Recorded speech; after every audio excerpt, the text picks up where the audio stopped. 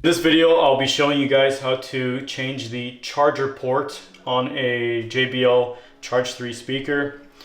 And there are two models or versions of this speaker, so don't get discouraged if yours looks a little different on the inside. It'll probably be very similar with some features that are not going to be identical, but it's manageable with the other version also. All right, to begin, let's go ahead and pry back this fabric grill. The way that I do it is pry back the part opposite of the logo. So, like so. And then now you're greeted with two Phillips screws. Next, we can just push out on the fabric and sort of open it up like so. Next, let's twist off each passive radiator on both sides of the speaker. Sort of like twisting off a pickle jar, or like so. And I usually have something in there under this tab for it to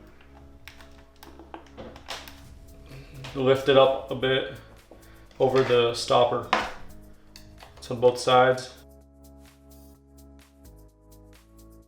Like so. All right. Now let's go ahead and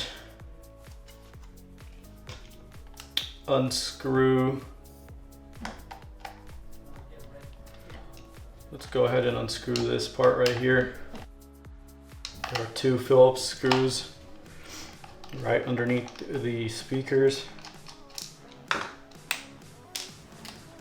which just allow this part here to come off. And next we have a couple of these silver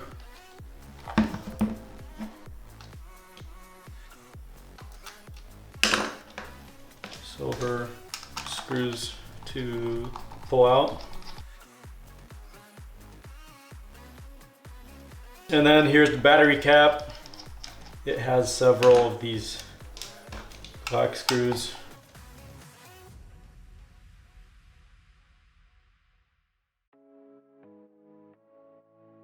Just the battery cap with the flap.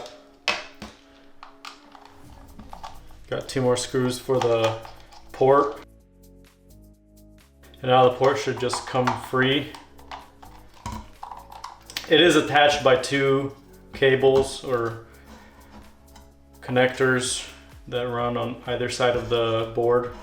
So let's get those free. Like so. And then we should be able to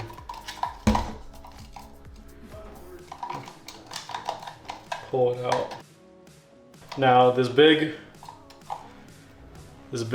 wider connector is getting pinched down by this one of the speakers right there. We can go ahead and loosen the speaker up, as when we'll be getting the wire back into the unit, it might be getting into the way of the speaker. So let's just get one speaker loosened up here. So we got one speaker loosened up. The wire should be pretty easy to get out. And let's set this aside. Next, we have three screws on the back side of the board here. Once those are out, you can just pull this board out. And then here's the port that we need to release. And I use an Omni vise to secure the board onto something. Makes it a little easier.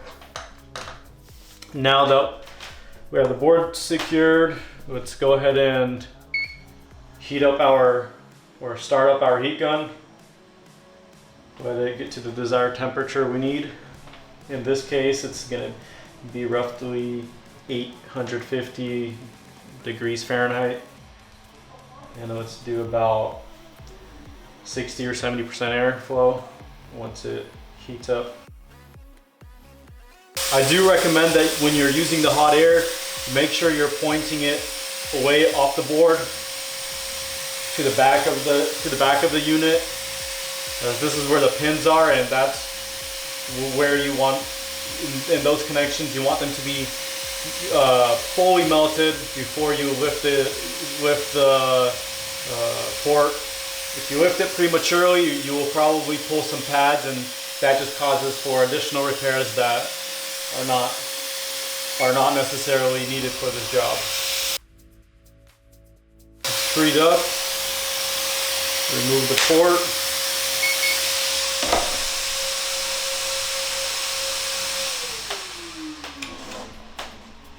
Let's go ahead and remove any of the solder that's in the anchor holes right now. So use some flux. We could also go ahead and mix some of our solder with the factory solder. This will allow it to absorb a little easier, like so. Now to some of this wick to soak it up. Be sure that if you are going to be moving the wick along the pads, be sure that you're going up and down, not side to side. Just go with the grain. If you're going to go side to side, there's a more likely chance that you can pull one of those pads, and that's going to require some bridging and extra work. Let's clean it up once we got all the solder out.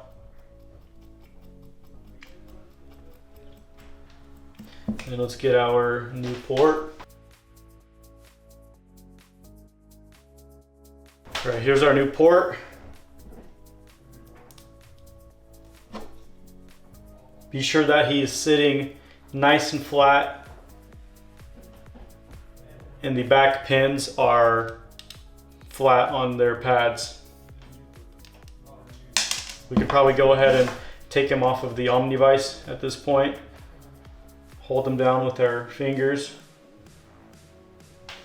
So let's secure the back here, back anchors. Add some flux.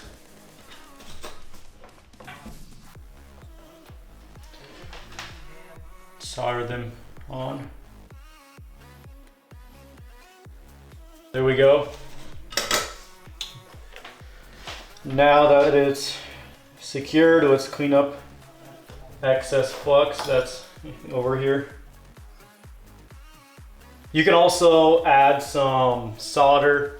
You can also add some solder to the top side of the anchors.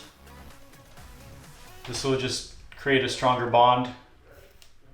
Charger ports are parts on the speaker that require a lot of pressure, and so let's just do both sides. Add some flux if it's not really sticking where you want it to be. Flux is your friend here. Now for the final part, the back pins. Let's go ahead and solder them onto their pads. The main key here is to be sure that you don't bridge them. If you do bridge them, you can just slice in between them and your iron should free them up from one another. So don't bridge them, and be sure that these points are all nice and covered in solder. If you're ever unsure whether or not The connection is good. You can grab like a small little flathead and sort of nudge each point, and if it moves, you know, you got a loose solder joint and redo that point. I'm pretty confident in how it looks right here. So there, that's it. Let's go with some alcohol and a Q-tip and clean up any residue here. Like so. Now it's time to put the unit back together. Put it together the same way you got it out. There we go, and put the 3 screws back on.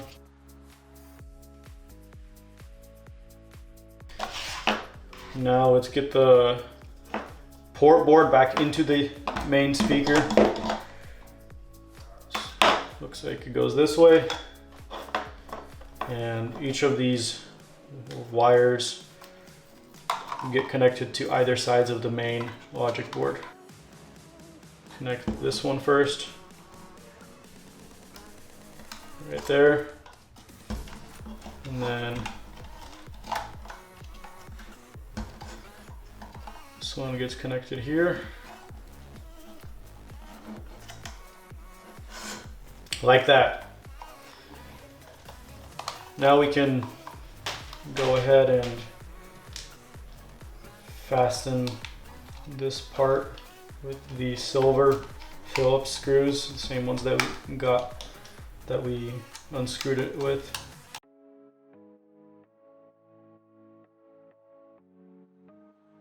All right, let's go ahead and install the battery cap. Just trim the unit on there.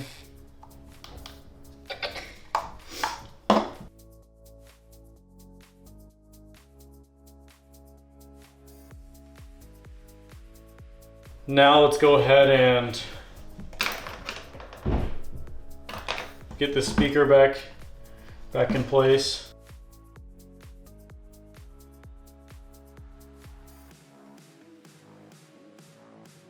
Part just snaps on and has 2 screws holding it.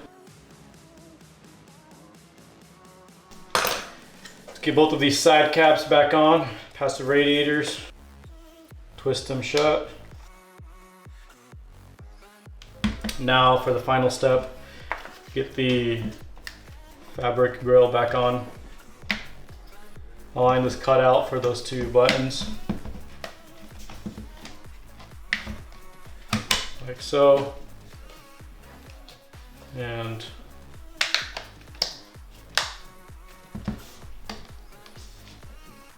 clips on in some areas, and in some parts here it needs 2 screws. There we go. And the last part just clips in. There we go. There's your new port. We do provide this part. There should be a link in the description if you're looking for it and would like to purchase it. And if you're having a hard time finding it online, we will provide it for you. We do also do this service. If you would like to do this service, or you would like us to do it for you, you can send it in and complete a repair form on our website, linked below, and we can do this for you if you are not confident with yourself doing it. Thank you.